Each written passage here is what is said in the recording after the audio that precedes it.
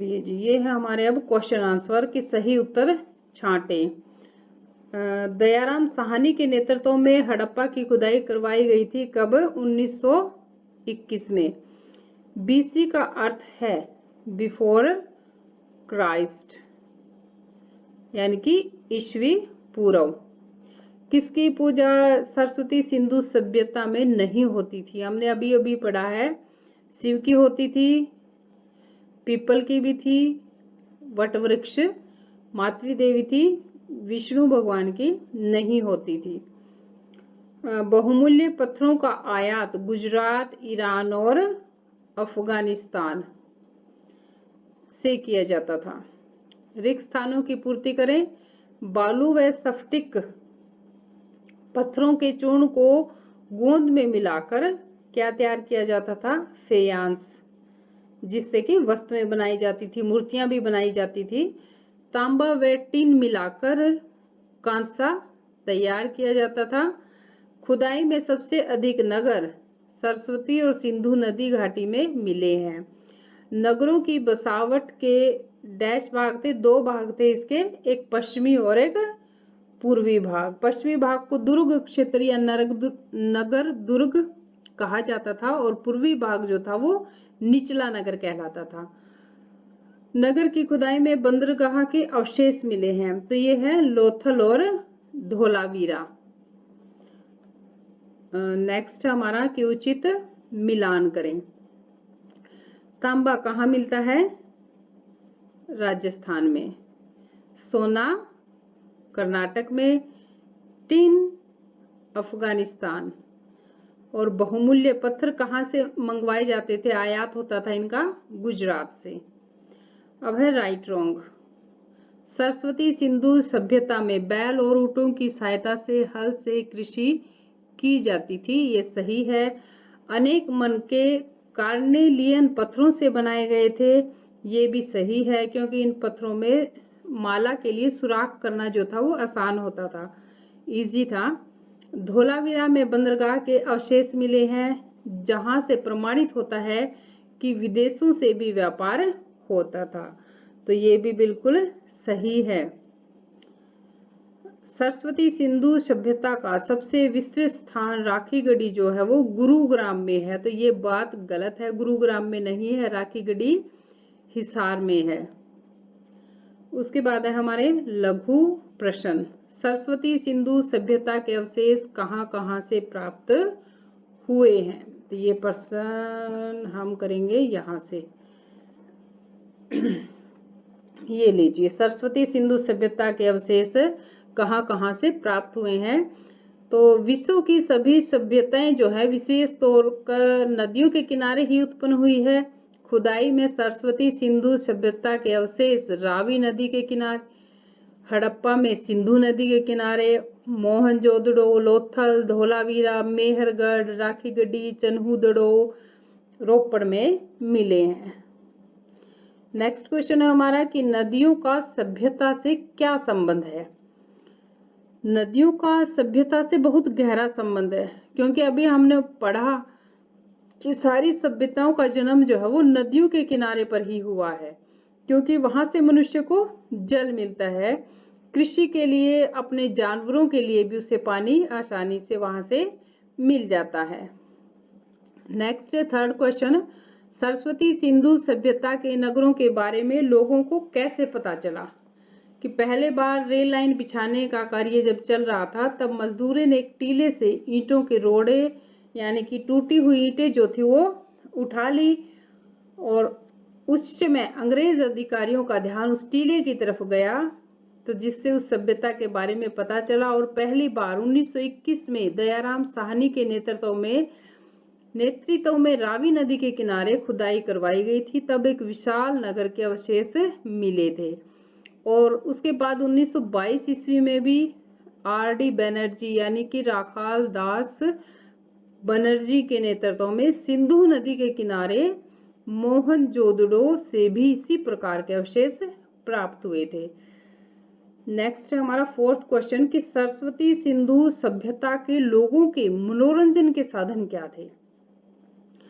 तो बच्चों के मिट्टी के खिलौने, बड़ों के द्वारा खेले जाने वाले शतरंज और चौपड़ के पास से मिले हैं। फिफ्थ क्वेश्चन हमारा, सरस्वती सिंधु सभ्यता की मोहरे जो है उनका आकार कैसा था और उनकी आवश्यकता क्यों पड़ती थी। तो ये मोहरे जो है वो सेल खड़ी से बनाई गई जाती थी, इनका आकार आयताकार होता था। मोहरों का प्रयोग एक जगह से दूसरी जगह भेजे जाने वाले सामान से भरे डिब्बों या थैलों को चिन्हित करने के लिए किया जाता था, जिससे यदि कोई सामान के साथ छेड़छाड़ करे तो छाप टूट जाती थी, पता चल जाता था। नेक्स्ट हमारा, आइए विचार करें। फर्स्ट क्वेश्चन है कि सरस्वती सिंधु सभ्यता में उत्पादन के लिए कच्चा माल किन किन क्षेत्रों से मंगवाते थे। तो इसमें हम मंगवाते थे तांबा राजस्थान और पश्चिमी देश ओमान से आता था, टिन जो है ईरान और अफगानिस्तान से, सोना कर्नाटक से, बहुमूल्य पत्थर गुजरात ईरान और अफगानिस्तान से आयात करते थे सरस्वती सिंधु सभ्यता के लोग। नेक्स्ट क्वेश्चन है, इस क्वेश्चन में है सरस्वती सिंधु सभ्यता कालीन नगर निर्माण योजना का विश्लेषण कीजिए। हाँ जी, नगर जो है हमारा दो भागों में बटे थे उस समय, एक पश्चिमी भाग था और दूसरा पूर्वी भाग। पश्चिमी भाग छोटा था, ऊंचाई पर बना था और इसे नगर दुर्ग कहते थे। पूर्वी भाग बड़ा था, निचला नगर इसको कहा जाता था। कुछ सार्वजनिक भवन यानी कि सबके प्रयोग के लिए भी भवन बने हुए थे, जैसे स्नानागार और धान्यागार। नगर के दोनों भागों के चारों ओर मजबूत चारदीवारी भी सुरक्षा की दृष्टि से बनाई गई होती थी। नेक्स्ट क्वेश्चन है हमारा कि किन आधारों पर कहा जा सकता है कि सरस्वती सिंधु सभ्यता में कपड़े का प्रयोग किया जाता था। तो देखिए, मेहरगढ़ में 7000 साल पहले कपास की खेती किए जाने के प्रमाण मिले हैं। मोहनजोदड़ो में चांदी के फूलदान और तांबे की कुछ अन्य वस्तुओं पर भी कपड़े के अवशेष लिपटे मिले हैं। फेयांस तथा पक्की मिट्टी से बनी तकलियां सूत कताई का संकेत देती है। मोहनजोदड़ो से प्राप्त पत्थर की एक मूर्ति को कढ़ाईदार वस्त्र पहने हुए दिखाया गया है। नेक्स्ट क्वेश्चन है हमारा, सरस्वती सिंधु सभ्यता के निवासियों के महत्वपूर्ण व्यवसाय कृषि और पशुपालन पर टिप्पणी कीजिए। सरस्वती सिंधु सभ्यता के गांवों में रहने वाले लोग जो है वो कृषि ही करते थे।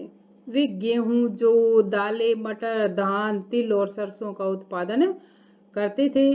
कृषि जो है बैल और ऊंटों की सहायता से हल से की जाती थी और सिंचाई, क्योंकि नदियों के किनारे ये इसलिए तो सभ्यता ने जन्म लिया था, नदियों और तालाबों से होती थी। लोग जो है गाय, बैल, ऊंट, भैंस, बकरी, बत्तख, मुर्गा व तोता आदि जानवर भी पालते थे। ये सभी उनके कृषि कार्य, यातायात व भोजन में सहायक थे। नेक्स्ट क्वेश्चन हमारा कि इतिहासकारों के अनुसार सरस्वती सिंधु सभ्यता के नष्ट होने के क्या कारण है। इतिहासकारों के अनुसार सरस्वती सिंधु सभ्यता के नष्ट होने के कई कारण हैं, जैसे मोहनजोदड़ो, चन्हूदड़ो और लोथल की खुदाई से बाढ़ के साक्ष्य मिले हैं। वर्षा कम होने तथा सरस्वती नदी के सूखने के कारण राजस्थान, हरियाणा एवं पंजाब में सभ्यता की बस्तियों का विनाश हो गया। मोहनजोदड़ो से प्राप्त कंकालों के अध्ययन से भी यह जानकारी मिली है कि मलेरिया जैसी भयानक महामारी के कारण भी यह सभ्यता नष्ट हुई है। अब हम करेंगे छोटे क्वेश्चन, स्मॉल क्वेश्चन। हड़प्पा की खोज किसने और कब की थी। दयाराम साहनी ने 1921 में। मोहनजोदड़ो की खोज किसने और कब की थी। राखाल दास बनर्जी, जिसे हम आरडी बनर्जी भी कहते हैं, 1922 में। ये 1921 में थी हड़प्पा की और मोहनजोदड़ो की 22 में, अगले साल 1921 ईस्वी में हुई खुदाई में विशाल नगर के अवशेष किस नदी के किनारे मिले हैं? रावी नदी के किनारे। जो ये हमारा फर्स्ट क्वेश्चन है ये इसके साथ मैच करता है। दयाराम साहनी ने 1921 में खुदाई करवाई थी रावी नदी के किनारे और वहीं पर विशाल नगर के अवशेष मिले थे। सरस्वती नदी हरियाणा में कहां से निकलकर आती है? आदि बद्री से। सरस्वती नदी कौन से सागर में गिरती है? अरब सागर में। सरस्वती सिंधु सभ्यता में ऊंचाई पर बने नगर को क्या कहते थे? नगर दुर्ग या फिर दुर्ग अक्षेत्र। मोहनजोदड़ो में स्नानागार में पानी का रिसाव रोकने के लिए प्लास्टिक के ऊपर किसकी परत चढ़ाते थे? चारकोल की। सरस्वती सिंधु सभ्यता में गलियों की चौड़ाई कितनी होती थी? 9 से 12 फुट। और सड़कों की चौड़ाई कितनी होती थी? 13 से 33 फुट। गार्डन चाइल्ड के अनुसार सरस्वती सिंधु सभ्यता कितनी पुरानी है? 4000 वर्ष पुरानी है। नवीन खोजों के अनुसार सरस्वती सिंधु सभ्यता कितनी पुरानी है? 8000 साल या वर्ष पुरानी। साल और वर्ष एक ही बात है, ईयर। गांवों में रहने वाले लोगों का मुख्य व्यवसाय क्या था? कृषि। सरस्वती सिंधु सभ्यता के लोग किन पक्षियों को पालते थे? तो वो पक्षी थे बत्तख, मुर्गा, तोता। नेक्स्ट 40 नंबर क्वेश्चन है, कृषि के लिए किन किन जानवरों का प्रयोग होता था? तो कृषि के लिए बैल और ऊंट का। बहुमूल्य वस्तुओं को तोलने के लिए बाट जो है वो किस पत्थर के बने होते थे? चर्ट पत्थर के। चर्ट नाम का पत्थर होता था, उसी से बहुमूल्य सोना चांदी तोलते थे। तांबे और कांसे का प्रयोग किन किन वस्तुओं को बनाने में होता था? औजार, हथियार, बर्तन और गहने। कपास की खेती के अवशेष 7000 साल पहले कहाँ मिले? मेहरगढ़ में। कांसा किन धातुओं को मिलाकर बनाया जाता था? तांबा और टिन को। फेयांस किन धातुओं को मिलाकर बनाया जाता था? बालू या स्फटिक पत्थरों के चूर्ण को गोंद में मिलाकर। बंदरगाह के अवशेष सरस्वती सिंधु सभ्यता में कहां से मिले हैं? तो लोथल व धोलावीरा से। हड़प्पा के लोग किससे मुहरे बनाते थे? सेलखड़ी से। यानी कि मुहरे बनाने के लिए सेलखड़ी का प्रयोग किया जाता था। सामान्यतः मुहरे जो है उस पर किसके चित्र मिलते थे? जानवरों के। सरस्वती सिंधु सभ्यता में हमें किस किस की पूजा के संकेत मिले हैं? तुलसी, वटवृक्ष, शिवलिंग, दुर्गा के आरंभिक रूप की पूजा होती थी, देवी की पूजा, पाशुपति शिव और कुब्बड़ वाले नंदी की पूजा के संकेत मिले हैं। कुब्बड़ वाले नंदी जो है इनकी यहाँ मोहरों पर भी इनके चित्र जो है वो मिले हैं। खुदाई में सन्यासी से संबंधित कौन सा सामान मिला है? कमंडल। अनेकों हवन कुंड भी मिले हैं। खुदाई में कांसे से बनी नर्तकी की मूर्ति कहाँ से प्राप्त हुई? मोहनजोदड़ो से। और मूर्ति के हाथों में आभूषण थे, पूरे हाथ में। नेक्स्ट क्वेश्चन है हमारा 26 नंबर की हड़प्पा संस्कृति के लोग बर्तन किन विधियों से बनाते थे? तो ये 2 विधियों से बनाते थे, एक तो हाथ से और दूसरा चौक से। सरस्वती सिंधु सभ्यता के अंत की शुरुआत लगभग कितने साल पहले हो गई थी? लगभग 3900 साल पहले, यानी कि 3900 ईयर्स। बड़े बड़े भंडार गृह मिलने वाले 2 नगरों के नाम बताना है। तो मोहनजोदड़ो और हड़प्पा। और तीसरा लोथल भी है जहां पर भंडार गृह मिले हैं। लाख का प्रयोग सुरक्षा कार्य में कहाँ किया जाता था? मुहरबंदी के लिए। यानी कि जो मुहर होती थी वो लाख को पिघलाकर उसके ऊपर ही लगाई जाती थी। माला बनाने के लिए छेद किए जाने वाले मनके किन पत्थरों से बनाए जाते थे? कार्निलियन। अब जानेंगे हम इतिहास में तिथियां कैसे पढ़ते हैं।